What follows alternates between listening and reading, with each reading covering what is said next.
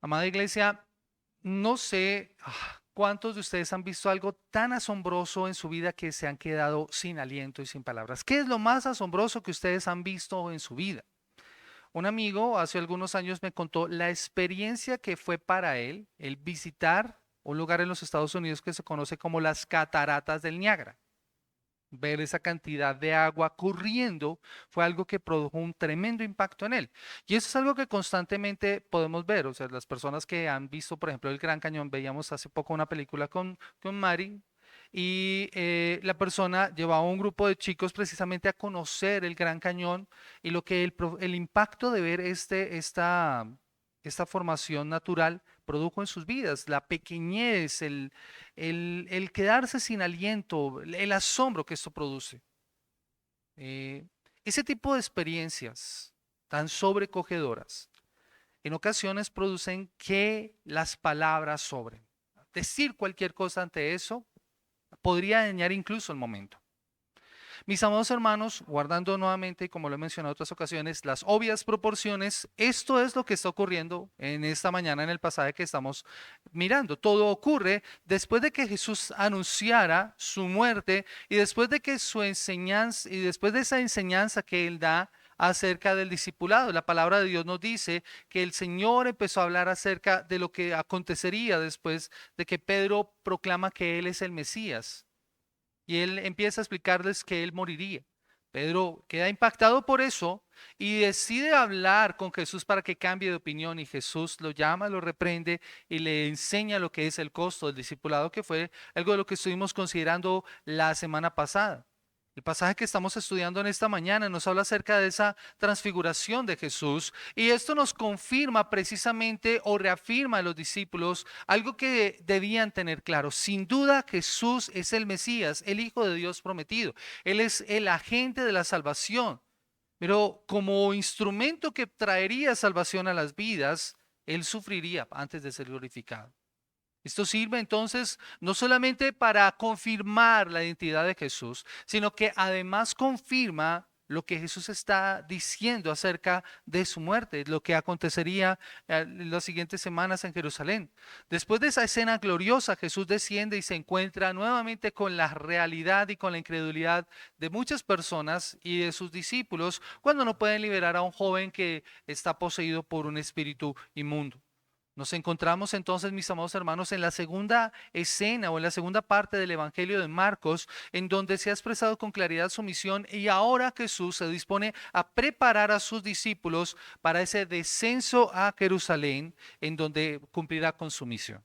El contexto, mis amados hermanos, es importante también, porque este pasaje nos muestra elementos que señalan profundamente hacia el Antiguo Testamento. Aparecen dos personajes que son importantes en la historia de Israel. Moisés, quien además había tenido una experiencia gloriosa con el Señor en el monte, y Elías, quien también había visto la gloria del Señor en el monte en un momento determinado. En semanas anteriores, cuando estuvimos estudiando o leyendo el libro de Reyes, vimos esa escena gloriosa. Todo esto ocurre en ese momento. Y algunas personas inclusive suponían que como como Elías fue llevado en un carro de fuego, que Elías no murió, por eso muchos esperaban el retorno de Elías al final del tiempo. Este pasaje tiene la intención de mostrarnos cómo los discípulos pueden comprobar que Jesús efectivamente es el Hijo de Dios y cuál debía ser la respuesta para ellos. El pasaje es claro. Este es mi Hijo amado. A él oíd. La respuesta era escuchar. Pero ¿cómo toman los discípulos esto? Pedro, con su impulsibilidad o su impulso, su afán ante las cosas, sugiere que lo mejor es construir unas enramadas y quedarse allí en la presencia de Dios, acompañando a Moisés y a Elías. Y mejor era quedarse allí y no bajar. Pero Jesús tiene otros planes para ellos. Mis amados hermanos, la transfiguración tiene un profundo significado. La transfiguración es mucho más profunda de lo que podemos imaginar y mi objetivo, mis amados hermanos, es precisamente que nosotros podamos reconocer que Jesús es el Hijo de Dios y que debemos escucharle. Y vamos a mirar algunos detalles en este sermón que yo he titulado La transfiguración del Rey. La transfiguración de la ley. Y lo primero que debemos ver es el escenario y lo encontramos nosotros en el versículo 2, la primera parte, rumbo a la montaña. Acompáñame nuevamente a Marcos capítulo 9, el versículo 2. Dice, 6 días después Jesús tomó a Pedro, a Jacobo y a Juan y los llevó aparte solos a un monte alto y se transfiguró delante de ellos. Como vemos, mis amados hermanos, la escritura nos señala que después de que todo lo anterior había acontecido, después de la declaración de Pedro, el regaño de Jesús hacia Pedro y el costo del discipulado, 6 días después Jesús toma a 3 de sus discípulos, Pedro, Jacobo y Juan. No lleva a nadie más, escoge solamente a estos tres. La razón por la cual escoge a estos tres, la verdad, mis amados hermanos, no la tenemos. No sabemos por qué los escogió a ellos. Algunos dicen que era el círculo más cercano a Jesús. Pero cualquier cosa que nosotros digamos que la escritura no diga es pura especulación. Tal vez el Señor tenía un propósito particular para ellos. Ahora, Lucas en el pasaje paralelo, y quiero que me acompañe por favor a Lucas capítulo 9, el versículo 28, en su pasaje paralelo nos dice que el propósito de Jesús era orar. Lucas capítulo 9, versículo 28 dice, aconteció, y en esta dice, 8 días después de estas palabras, que tomó a Pedro, a Juan y a Jacobo y subió al monte a orar. Y todo esto está aconteciendo, mis amados hermanos. No sabemos en qué monte ocurre todo esto. Es al norte de Israel, muy seguramente en el monte Hermón.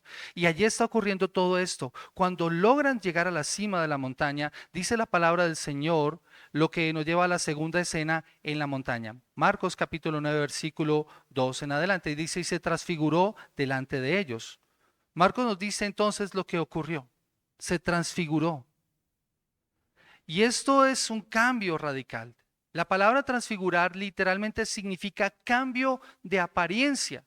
La gloria radiante y preexistente de Jesús brilló a través de su cuerpo como siempre había sido desde la eternidad. Mire lo que dice la palabra del Señor en el versículo 3. Y sus vestidos se volvieron resplandecientes, muy blancos como la nieve, tanto que ningún lavador en la tierra los puede hacer tan blancos. El resplandor de su divinidad entonces fue visible a los discípulos. Y esto fue notorio. La transfiguración entonces consistió en que se manifestó la verdadera naturaleza del Dios hombre, Jesucristo.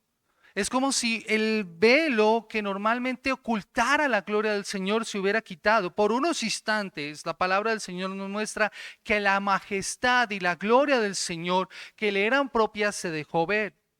Y la escritura nos dice cómo se notó esto. Primero, sus ropas se volvieron resplandecientes, muy blancas, tanto que ningún lavador en la tierra las puede hacer tan blancas. Su rostro también cambió. Mire lo que dice Lucas capítulo 9, el versículo 29. La apariencia de su rostro se hizo otra. Y en Mateo capítulo 17, el versículo dice que su rostro resplandeció como el sol.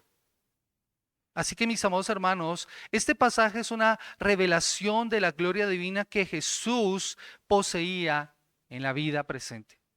Es una manifestación de esa gloria de Dios, pero que no se compara en nada con la gloria cuando venga el Señor por segunda vez, mis amados hermanos. Esta escena solamente es un vislumbre de la gloria del Señor, pero lo que nosotros vamos a contemplar es mucho más profundo. No se compara en esa gloria. Jesús tenía gloria desde la eternidad y tiene gloria desde la eternidad, pero ahí estaba oculta en su encarnación. Como les digo, como si tuviera un velo, algo que lo tapara. Su gloria se revelará plenamente cuando regrese. Desde este punto de vista, lo realmente milagroso, mis amados hermanos, no solamente es la transfiguración. Lo realmente glorioso, mis amados hermanos, es que el Dios encarnado limitara su poder. No lo dejara ver, lo ocultara su gloria durante el ministerio terrenal de los hombres. Dios no dejó de ser Dios en ningún momento. Nuestro Señor no dejó de ser Dios, pero dice la palabra del Señor en Filipenses capítulo 2, el versículo 7, que Él se despojó a sí mismo tomando forma de siervo. En ese momento cuando Pedro, Jacobo y Juan están en la montaña y ven la gloria del Señor, se ve la representación del poder majestuoso de nuestro buen Señor y Salvador. Tanto que su rostro y su apariencia y su ropa se hacen resplandecientes y cambia. La naturaleza de Cristo no cambió. Él sigue siendo Dios, Él sigue siendo el Señor. Lo que cambia es su apariencia, la gloria brillante de su naturaleza divina resplandeció a través del velo de su humanidad, dice un autor. Fue un cambio exterior que se reflejó desde lo interior. Mis amados hermanos, esto que Jesús está mostrando es también para nosotros una esperanza. Y lo digo porque la palabra del Señor nos llama a nosotros como discípulos a ser también transformados. Mis amados hermanos, nosotros estamos lejos de ser lo que el Señor quiere que nosotros seamos. Estamos lejos de ser lo que nosotros seamos. Pero el Señor quiere para nosotros nuestra transformación. Romanos capítulo 12, el versículo 1 y el versículo 2 dice que debemos ser transformados por medio de la renovación de nuestro entendimiento, para que podamos comprobar la voluntad de Dios, que es buena, agradable y perfecta. Y nosotros como discípulos también seremos transformados. Acompáñeme por favor a segunda a los Corintios, el capítulo 3, el versículo 18. Segunda a los Corintios, el capítulo 3, el versículo 18. Y escuche lo que dice la palabra del Señor en cuanto a esto. Tomando como referencia lo que ocurre con Moisés en el monte Sinaí, Pablo aplica esto a la vida de los creyentes. Y mire lo que dice el versículo 18. Dice, por tanto, nosotros todos, mirando a cara descubierta como en un espejo la gloria del Señor, somos transformados de gloria en la misma imagen como por el Espíritu del Señor. Esto tiene que ver con recuperar la gloria perdida o caída después de que el hombre pecó. Y es interesante eso, mis amados hermanos, porque los tres pasajes usan la misma palabra para transformación. Eso que el Señor experimentó, la transfiguración, mis amados hermanos, nosotros también lo podemos experimentar, solo que en nuestro caso ocurre de manera simbólica y espiritual. Es una transformación que ocurre primero en nuestra mente y en nuestro corazón para que nosotros seamos transformados de gloria en gloria hasta la misma imagen de nuestro Señor Jesucristo. Y es producto de la contemplación de la gloria del Señor. Eso que vieron Pedro, Jacobo y Juan debe ocurrir también en nuestra vida. Nosotros como creyentes somos llamados a ser transformados, como les digo, por medio de la renovación de nuestro entendimiento. Y eso ocurre por medio de la contemplación de la gloria del Señor, para que al final podamos tener aquella imagen perdida en el Edén. Eso es algo que está ocurriendo, mis amados hermanos, en nuestras vidas. Cada vez que nosotros somos expuestos a la palabra del Señor, cada vez que nosotros vamos en oración al Señor, cada vez que nosotros nos rendimos a sus pies, esa gloria del Señor que nos impacta, promueve en nosotros o nos lleva a ser transformados, a no ser los mismos. Y eso es algo que nosotros deberíamos anhelar. Lo que Pablo está diciendo acá debería ser para nosotros una oración. Ayúdanos a mirar a cara descubierta como en un espejo tu gloria para ser transformados de gloria en gloria en la misma imagen como por tu Espíritu, Señor. Debería ser nuestra oración. Y deberíamos orarle, Señor, renueva nuestra mente para que nosotros podamos comprender tu buena voluntad, para ser transformados, no ser iguales. Mari lo decía muy bien al principio, amada iglesia. Si nosotros en esta mañana salimos igual de este lugar después de haber escuchado la palabra, el problema está en nosotros. Pero no nos hemos dispuesto. El Señor quiere obrar en nosotros la transformación para que nosotros no seamos iguales.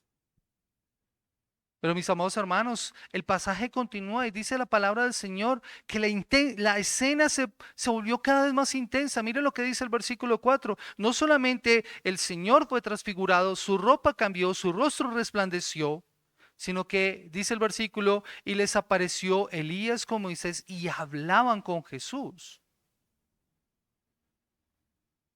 En ese momento,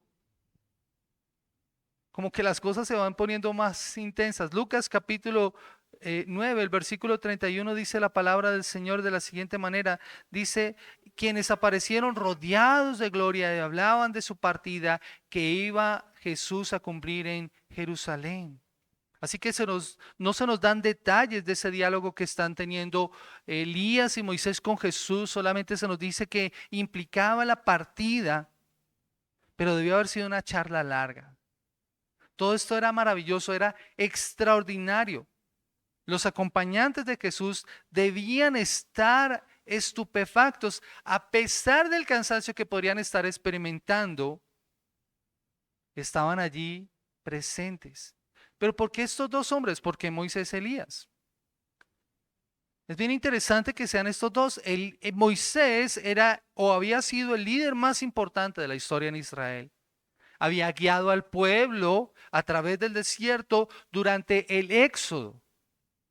Y aunque tenía mucha autoridad, nunca fue considerado un rey o un gobernante. Siempre actuó como un profeta, como un mensajero de parte de Dios, proclamando esa verdad de Dios. Él fue un sacerdote que intercedió por el pueblo.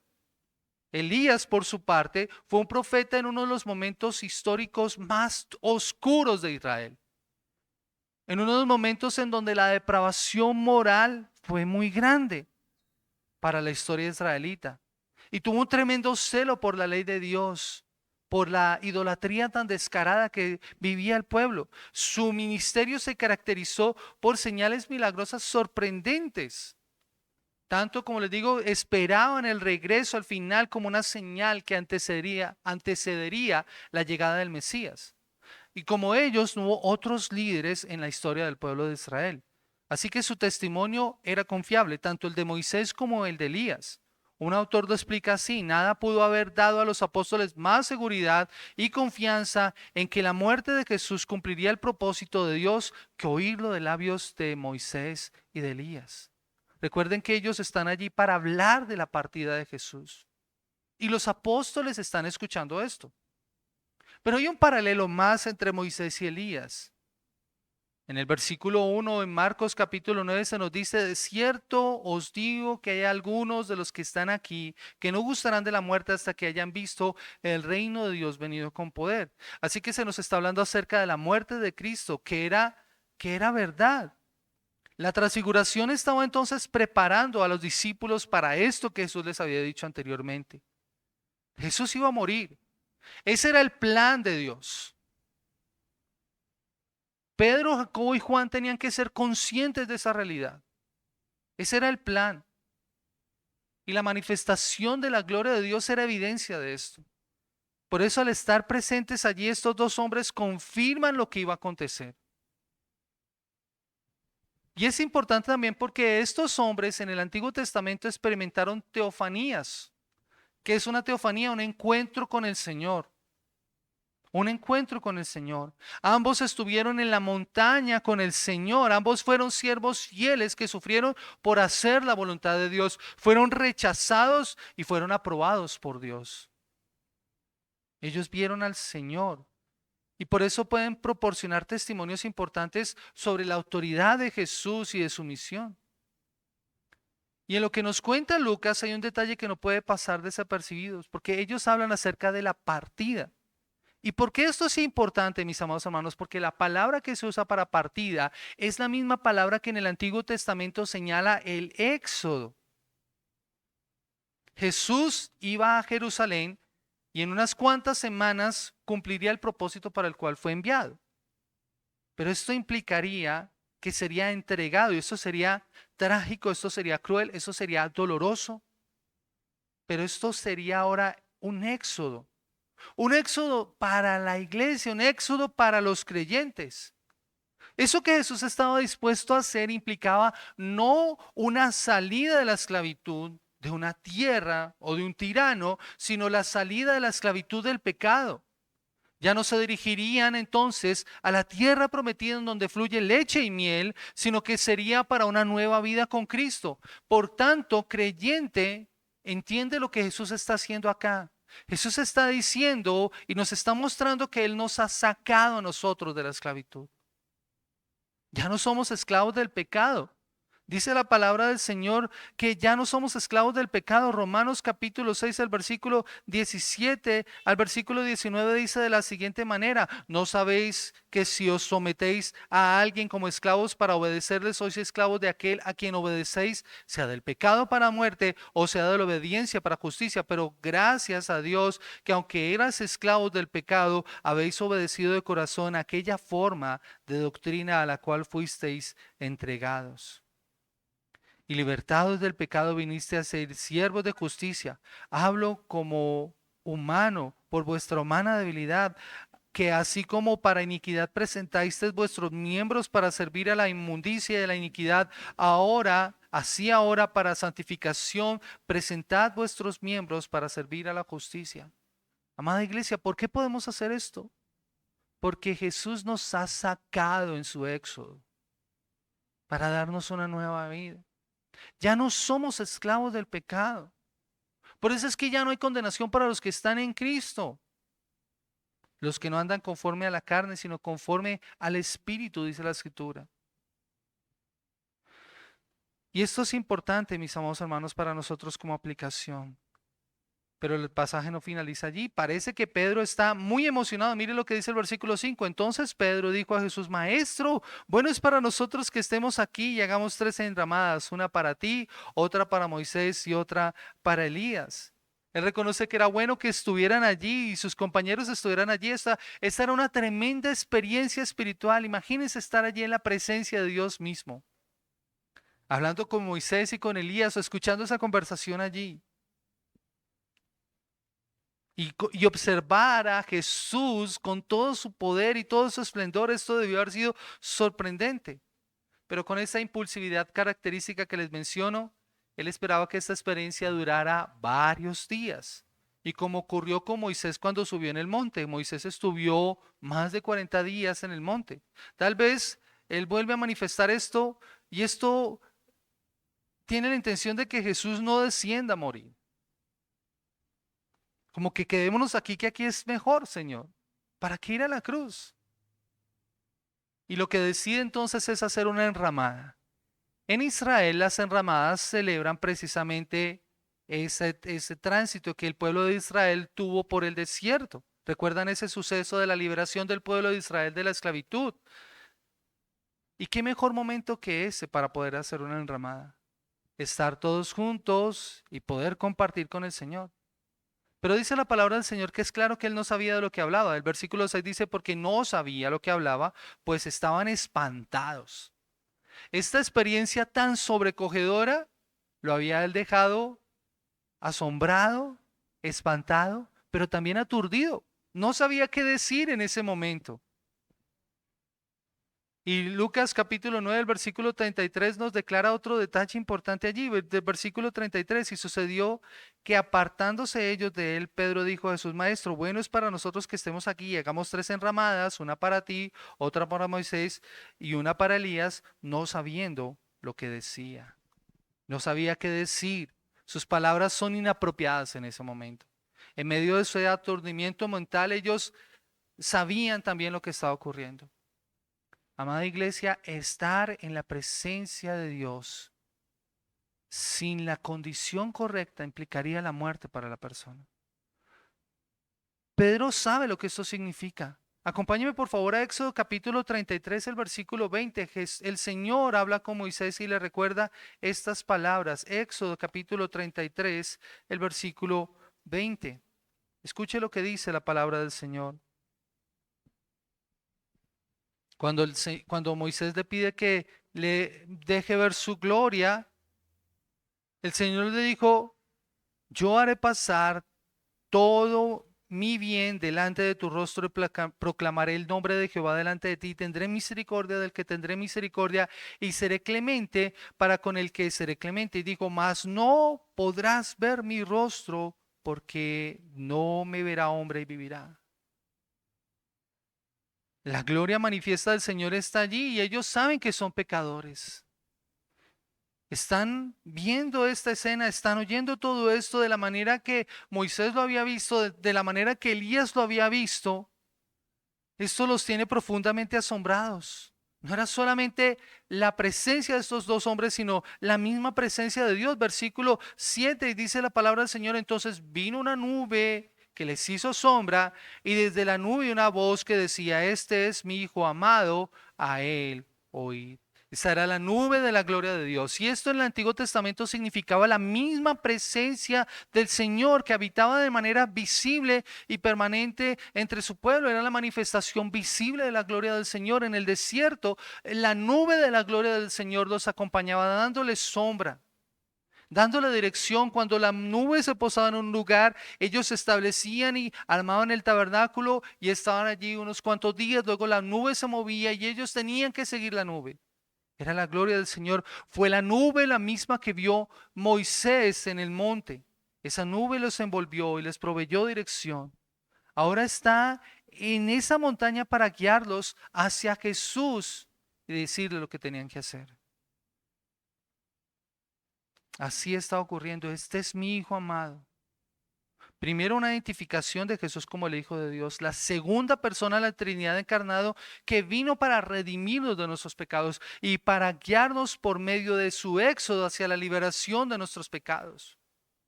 Y lo segundo es una orden muy clara, oírlo a Él. Este no era el momento para hablar, Pedro. Aquí no había nada que decir. Era el momento más bien para escuchar, para permanecer en silencio y escuchar. Y esta es una orden también que se encuentra en Deuteronomio capítulo 18. Acompáñeme por favor a Deuteronomio capítulo 18, el versículo 15. Dice la palabra del Señor de la siguiente manera. Deuteronomio capítulo 18, el versículo 15. Dice, Dios enviaría un profeta para hablar al pueblo cuando Moisés no estuviera. Dice, profeta en medio de ti y de tus hermanos, como yo te levantará Jehová tu Dios, a él oiréis. Aquí entonces están estos hombres viendo todo esto. Aquí el Señor les llama a que presten atención. Este oír es con entendimiento, a escuchar esas palabras y a ponerlas en práctica. Yo creo, mis amados hermanos, que experiencias como estas, tan extraordinarias, por extraordinarias que sean, también desaparecen. Y lo único que iban a tener ellos era la palabra. Por eso había que oírlo a él. La palabra de Dios nos dice que Moisés, cuando subía al monte a hablar con el Señor, su rostro resplandecía. En 2 Corintios capítulo 3, el capítulo 3 lo señala de esa manera. Su rostro resplandecía de tal manera que él tenía que ponerse un velo por causa del resplandor de su rostro. Pero ese resplandor desapareció. Esas experiencias desaparecen, lo que queda es la palabra. Por eso es necesario que ellos escuchen a Jesús, porque hasta el momento no lo han oído claramente. Hay cosas que les gustan de Jesús, pero hay otras cosas que ellos prefieren ignorar o prefieren evitar o que quisieran evitar. Ellos están maravillados escuchando a Jesús hablar con autoridad, pero cuando Jesús habla de su muerte, eso prefieren ignorarlo. Ellos han respondido de la forma equivocada a partir del momento en que Jesús dijo cuál era su misión. Pero la enseñanza de Jesús siempre responde a una profunda necesidad. Y ahora era hora de empezar a cambiar. Iglesia, eso nos debe ocurrir a nosotros. Debe ocurrir también en nuestras vidas eso. ¿Cuánto del Señor estamos escuchando? Uno pensaría, iglesia, que después de ver las manifestaciones gloriosas del Señor, estos hombres estuvieran más atentos, pero parece que no es así. Parece que no es así. Sin embargo, todo esto va creciendo en un clímax mucho mayor. Dice el versículo 8, entonces, esa voz habló desde el cielo y les dijo estas palabras. Y luego cuando miraron, no vieron a nadie más consigo, sino solo a Jesús. Así que el escenario cambia rápidamente. Después de este extraordinario encuentro y después de lo atemorizados que están, solo está Jesús. Pero lo más sorprendente de esto es que ellos no están muertos. Han estado en la misma presencia de Dios y no están muertos. ¿Cómo puede ser posible? ¿Cómo puede ser que ellos aún permanezcan con vida? Eso debe haber sido sorprendente para ellos. ¿Saben por qué es esto, mis amados hermanos? Porque allí en medio estaba Jesús. Allí en medio estaba Jesús. La gloria del Señor se había manifestado, pero en medio de ellos estaba Jesús. Y todo esto ha acontecido, pero allí Jesús permanece. Y la instrucción queda en el aire, a él oír. Allí está el Hijo de Dios, mayor que Moisés. Él es el verdadero sacerdote que intercede por su pueblo, que presenta el sacrificio. De hecho, él mismo es el sacrificio. Él es mayor que Elías, el profeta que habla en nombre de Dios y trae las palabras a los suyos. Jesús está en medio de Dios, de la santidad de Dios y sus discípulos para que estos no fueran consumidos.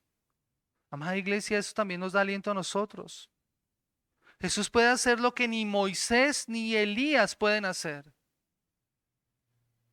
Y eso es lo que tú y yo necesitamos. No necesitamos más a un Moisés, no necesitamos a Elías, necesitamos a Jesús, quien está entre Dios y nosotros para que el Padre nos vea a través de su Hijo y nos perdone y nos justifique. Esta es la esperanza que nosotros tenemos. Mis amados hermanos, después de esta escena tan dramática, estos hombres están asombrados, profundamente asombrados. Esta ha sido tal vez una experiencia profunda que ha tocado sus vidas. Tanto es así que Jesús tiene que tocarlos para que se calmaran. Mateo capítulo 17, el versículo 6 al 8, nos dice la palabra del Señor cómo estaban ellos. Mateo capítulo 17. Y dice la palabra del Señor, versículo 6, al oír esto los discípulos se postraron sobre sus rostros y tuvieron gran temor. Entonces Jesús se acercó y los tocó y les dijo, levantaos y no temáis. Y alzando ellos los ojos, a nadie vieron sino solo a Jesús, perdón, a nadie vieron sino a Jesús solo. Jesús tiene que tocarlos, calmarlos y ahora está dispuesto a bajar. Esto les enseña a los discípulos que si quieren participar de la gloria de Cristo, los que están en la montaña deben bajar luego al valle. Lo que nos lleva a la última escena y que vamos a ver más brevemente y que encontramos nosotros en los versículos 9 al 13. Dice la palabra del Señor, y descendiendo ellos del monte les mandó a que nadie dijesen lo que habían visto, sino cuando el Hijo del Hombre hubiese resucitado a los muertos. Y guardaron la palabra entre sí, discutiendo qué sería aquello de resucitar de los muertos. Y le preguntaron diciendo, ¿por qué dicen los escribas que es necesario que Elías venga primero? Respondiendo él les dijo, Elías a la verdad vendrá primero y restaurará todas las cosas. Y como está escrito del Hijo del Hombre que padezca mucho y sea tenido en nada, pero os digo que Elías ya vino y le hicieron todo lo que quisieron, como está escrito de él. Jesús les da entonces la orden, no cuenten a nadie. Yo me imagino qué complicado debió haber sido para Pedro permanecer con la boca cerrada después de haber tenido este encuentro.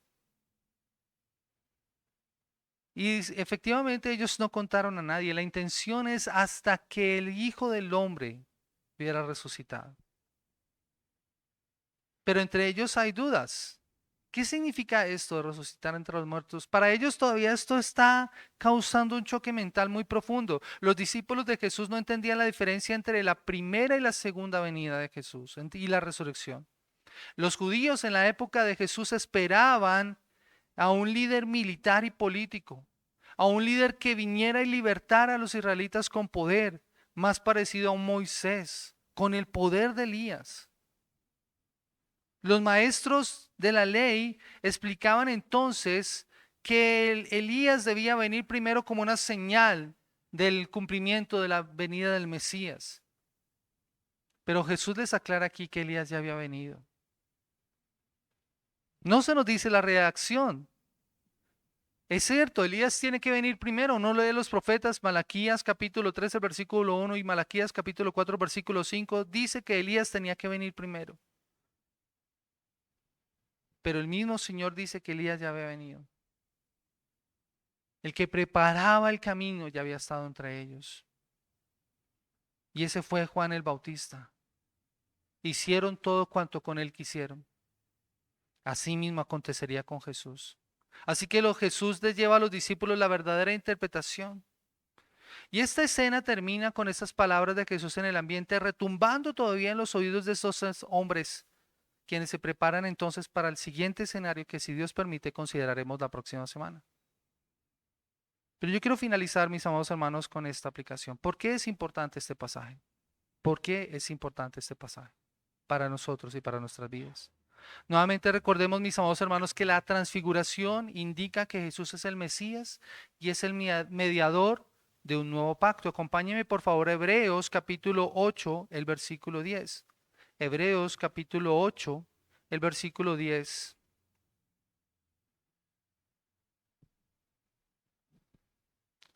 Hebreos 8, versículo 10. Dice, por lo cual este es el pacto que haré con la casa de Israel después de aquellos días, dice el Señor. Pondré mis leyes en la mente de ellos y sobre su corazón las escribiré y seré a ellos por Dios y ellos me serán a mí por pueblo. Ninguno enseñará a su prójimo y ninguno a su hermano diciendo, conoce al Señor, porque todos me conocerán, desde el menor hasta el mayor de ellos, porque seré propicio a sus injusticias y nunca más me acordaré de sus pecados y de sus iniquidades. Mis amados hermanos, Jesús es el que cumple precisamente esas palabras. Él es el mediador. Y lo que hacen Elías y Moisés precisamente es anunciar la venida del Señor. Jesús había venido a cumplir esas promesas explícitas en el Antiguo Testamento. Por eso Él es el foco central de lo que sucedería en Jerusalén. El cumplimiento de todas esas palabras. Y que, como estuvimos viendo y seguramente estuvimos recordando en esta semana, pudimos ver ese cumplimiento de esas promesas. Así que las palabras dichas en el monte son similares también a las palabras que Jesús escuchó en su bautismo. Este es mi Hijo amado, en Él tengo complacencia. En el bautismo esas palabras señalaban al precioso Señor y Salvador, que venía a cumplir todo lo dicho de Él. Y eso incluía también su juicio. Pero en esta escena que estuvimos considerando, también implican la resurrección. El Hijo del Hombre resucitaría. Es un anticipo de que la obra del Señor sería aceptada y eso implica no solamente la gloria del Señor, sino implica nuestra salvación y nuestra redención, iglesia. La muerte de Jesús sería difícil, de hecho parecería una profunda derrota. Pero la resurrección confirma que Jesús es el Hijo amado de Dios, en quien Él se complace. Y si Él es el Hijo de Dios y Dios se complace en Él, lo mejor que nosotros podemos hacer es escucharlo, oír atentamente sus palabras, expuestas en la revelación profética más segura que nosotros tenemos en las Escrituras. Nuevamente este pasaje nos identifica a Jesús como el Hijo de Dios, pero en este caso nos dice que debemos oírlo. Así que la pregunta, iglesia, la pregunta es, ¿oyes a Jesús? ¿Oyes a Jesús? ¿Estás prestando atención a sus palabras? No puedes decir que no tienes sus palabras. Si no tienes tu Biblia. El problema es que si tu Biblia permanece cerrada y si no te tomas el tiempo para leerla, no vas a escuchar la voz de nuestro Señor. No vas a escuchar lo que Él tiene para ti. Y en ocasiones nos pasa lo que le pasó a Pedro. Estamos hablando todo el tiempo. Volvemos de nuestra oración un monólogo. Pero hay momentos en los que lo único que deberíamos hacer es tomar nuestra Biblia, orar y decir, habla Señor que tu siervo escucha. Y leerla y meditar en lo que ella dice. Me encantó el ejercicio que hizo Mari. Tomarnos el tiempo, leer la palabra y meditar en ella. De hecho, si usted lee los salmos, se va a dar cuenta que en algunas porciones hay una palabra que se llama Selah. ¿Sí se ha dado cuenta? Esa palabra significa medita, piensa, tómate un respiro, no hables, escucha. ¿Cuánto hacemos nosotros eso? Los discípulos entonces no solamente escucharon eso, sino que esto les sirvió como una confirmación de quién era Jesús. Lo que ellos habían confesado unos días atrás era correcto. ¿Y cómo lo pudieron comprobar? Elías y Moisés están dando testimonio de Jesús, pero no solamente están reconociendo en Jesús como el Señor, sino que está viendo la obra y la misión de Jesús. Y luego viene la voz del cielo que corrobora la identidad de Jesús. Para ellos era necesario aclarar cuál era la misión del Mesías. Por eso el anuncio del Padre es tan importante. Jesús es su Hijo y lo que Él dice debe ser obedecido. Pero mis amados hermanos, nuevamente hay una pregunta para nosotros. Ese testimonio que tuvieron los apóstoles, Pedro, Jacobo y Juan, ¿lo has recibido tú? Y si alguien está sin Cristo, es la misma pregunta para él. ¿Has recibido ese testimonio de que Jesús es el Hijo de Dios? ¿Que a Él debes oír? ¿Has rendido tu vida a Él? Jesús comparte una relación con el Padre que nadie más comparte. Es una relación perfecta de unidad. Y eso, mis amados hermanos, dejó una profunda huella en Pedro. Acompáñeme por favor a segunda de Pedro capítulo 2, el versículo 1 al versículo, perdón, segunda de Pedro capítulo 1, versículo 16 al versículo 18. Y escuchen lo que Pedro dice en cuanto a esto. Dice, porque no nos hemos dado a conocer, perdón, porque no os hemos dado a conocer el poder y la venida de nuestro Señor Jesucristo siguiendo fábulas artificiosas, sino como habiendo visto con nuestros propios ojos su majestad. Pues cuando él recibió de Dios Padre honra y gloria, le fue enviada desde la magnífica gloria una voz que decía, este es mi Hijo amado, en cual tengo complacencia. Y nosotros oímos esta voz enviada desde el cielo cuando estábamos con él en el Monte Santo. ¿A qué escena está haciendo referencia Pedro acá? A la transfiguración. Y eso es lo que ahora le permite a él hablar ante el Hijo, ante aquel que es el Hijo de Dios. Debemos hacer lo que hizo Pedro acá. Reconocer que solo es el merecedor de la gloria, el honor y la alabanza. Leíamos hace unos momentos Apocalipsis capítulo 5, el versículo 12 al versículo 13. Mari lo leía al iniciar este servicio. Apocalipsis capítulo 5, versículo 12 y versículo 13. ¿Cuál debe ser nuestra respuesta al contemplar la gloria del Señor? Escuche lo que dice la palabra del Señor. Apocalipsis 5, 12 dice que decían a gran voz, el cordero que fue inmolado es digno de tomar el poder, las riquezas, la sabiduría, la fortaleza, la honra, la gloria y la alabanza. Y a todo lo creado que está en el cielo y sobre la tierra y debajo de la tierra y en el mar y en todas las cosas que en ellos hay, oí decir al que está sentado en el trono y al Cordero sea la alabanza, la honra, la gloria y el poder por los siglos de los siglos. Amén. Iglesia, esa debe ser nuestra respuesta. Esa debería ser nuestra respuesta. Esta escena, esto que ellos vieron, dejó una profunda huella. Y esa huella debería estar también nosotros al contemplar al Salvador glorificado. Y lo hacemos cada vez que abrimos la palabra del Señor y nos tomamos el tiempo para leerla y para meditarla y le pedimos al Señor que nos permita verle a Él. En ese orden de ideas, mis amados hermanos, aquí hay un contraste entre lo que Jesús les dice a ellos y nosotros. Ellos en ese momento debían callar hasta que la resurrección ocurriera. ¿Y saben por qué debían callar? Porque el Evangelio estaba incompleto.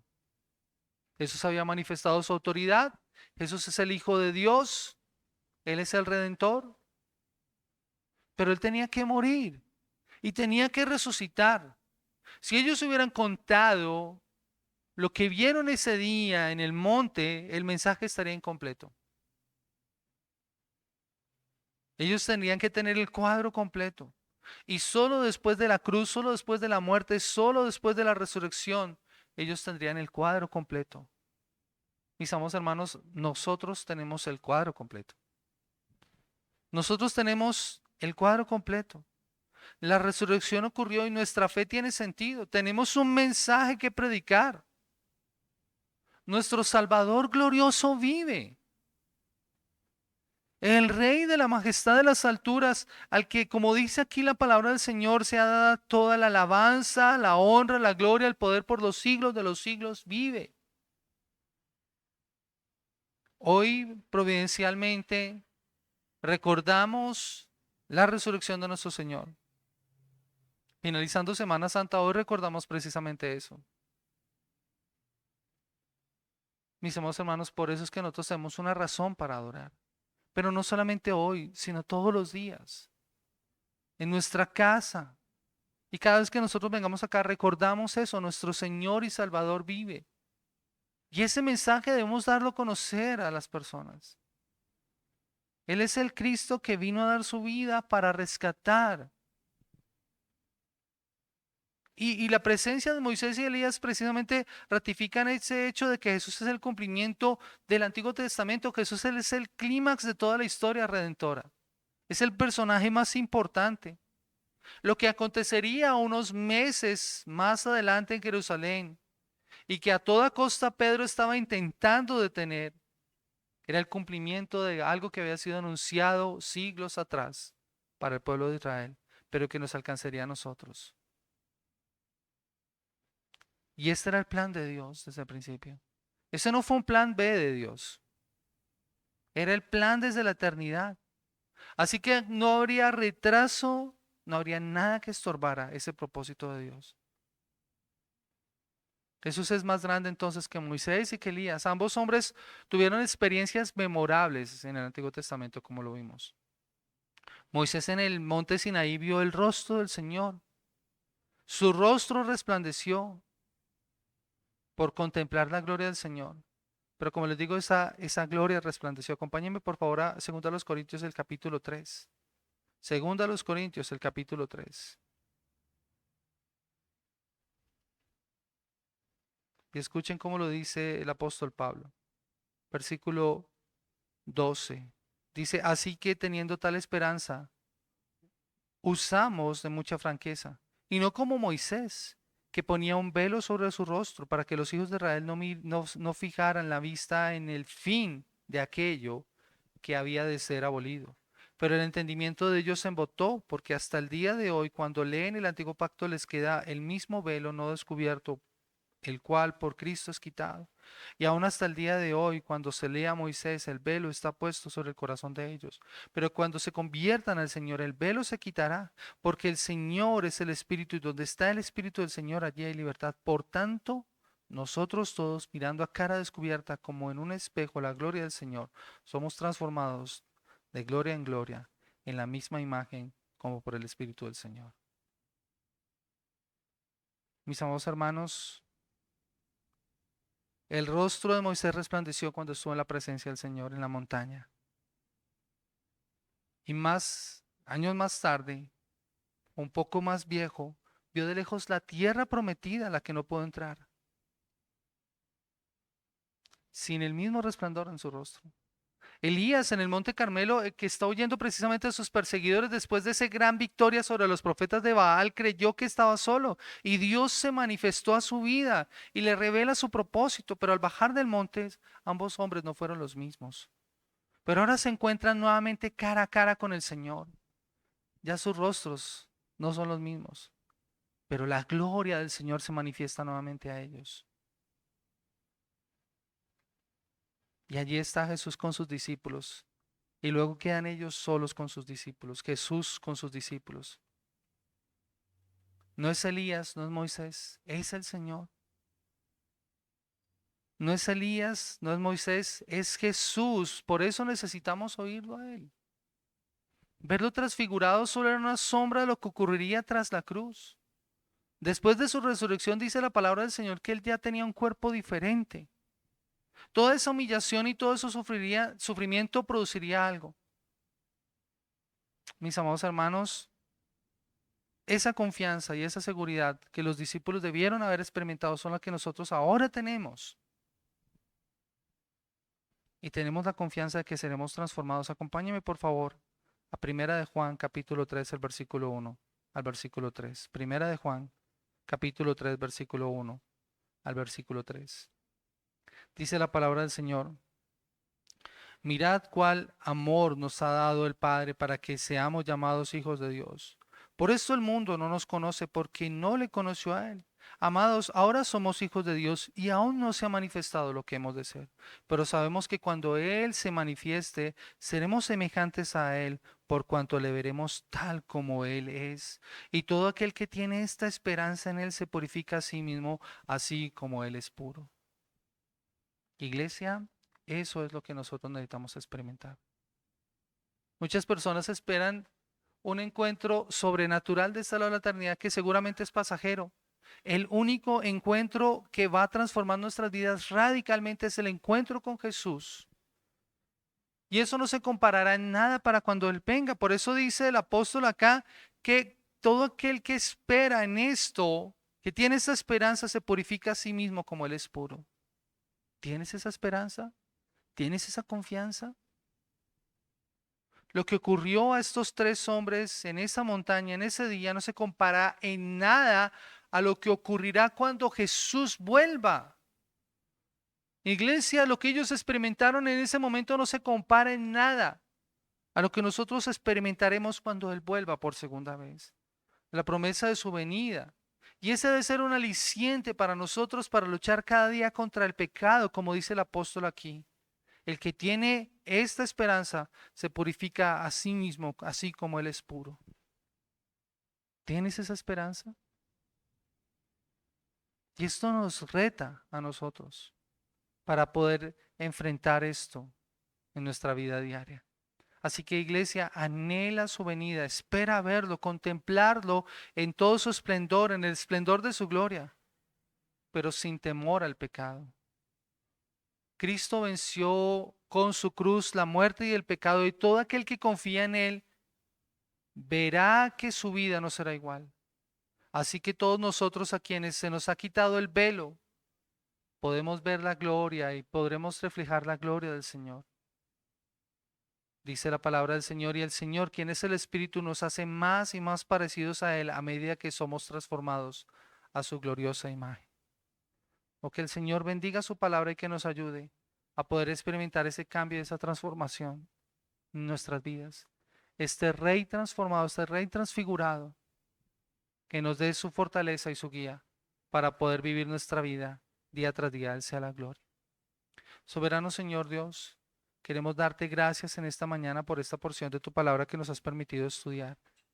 Que sea tu gracia y tu favor sobre nosotros, ayudándonos para poder comprender el llamado que tenemos, Señor. No permitas que nosotros salgamos de este lugar iguales. No permitas, Señor, que después de escuchar tu palabra, nosotros, Señor, permanezcamos en la misma condición en la que entramos. Permítenos, Señor, ser transformados. Permítenos comprender a la esperanza a la que tú nos has llamado, bendito Señor. Oh Señor maravilloso, gracias por tu iglesia y gracias por tu misericordia sobre nuestras vidas. Te pedimos, oh Señor, que tú seas obrando en nuestros corazones. Oh Padre, gracias por hacer tu obra en nuestras vidas. A ti te damos toda la gloria, Señor, a ti te damos toda la alabanza.